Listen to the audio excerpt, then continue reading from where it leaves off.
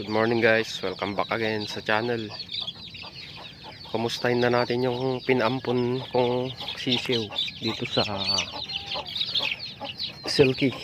Yung anim, yung namatay yung inahin. Ayun guys, buhay pa sila lahat. Ayun, kompleto.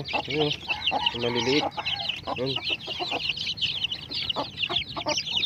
Ay, malalakas na sila. Ayun, ayun oh.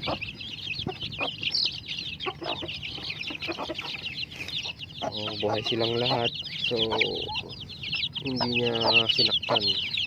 So mabait tong Silky natin. So yung dalawang itlog naman na pinalimlim ko dun sa isa, naglilimlim dun. So kumustahin naman natin yung dalawang itlog dito na pinalimlim. Nalimliman yun.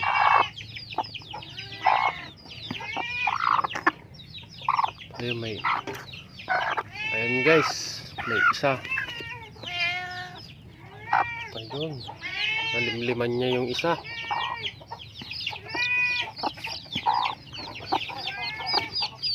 Ito yung isa, baka bugok na to. Isa lang yung nalimliman niya oh. So yan. So ilagay din natin ito doon para magkakasama na sila. Ito kasi matagal pa to guys, 10 araw pa lang tong naglilimlim eh. So ilagay na natin doon. So ayan, bali 7 na lahat yung pinaampon ko dito guys. Ayan, saan ka na? Sama na kayo dyan. Ayan.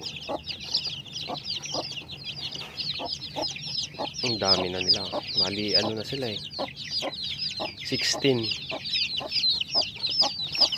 Kayang-kaya niyang alagaan. So ayan, mabait tong ating Silky. So ayan guys, bibigyan ko na lang kayo ng update kung mapapalaki niya lahat tong 16 na sisiw. So, kahit yung iba hindi niya anak. Ayan oh. Kasi itong iba malalaki na oh. Ayan o. Ayan o, may buo na yung pakpak nila o. Ito namang mga bagong paampon natin yan o. Tumutubo pa lang yung pakpak o.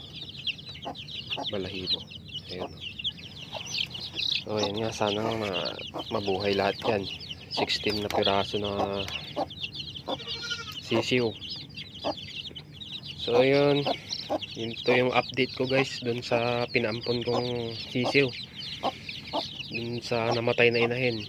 So ayan, thanks for watching guys, and don't forget to subscribe. See you next video.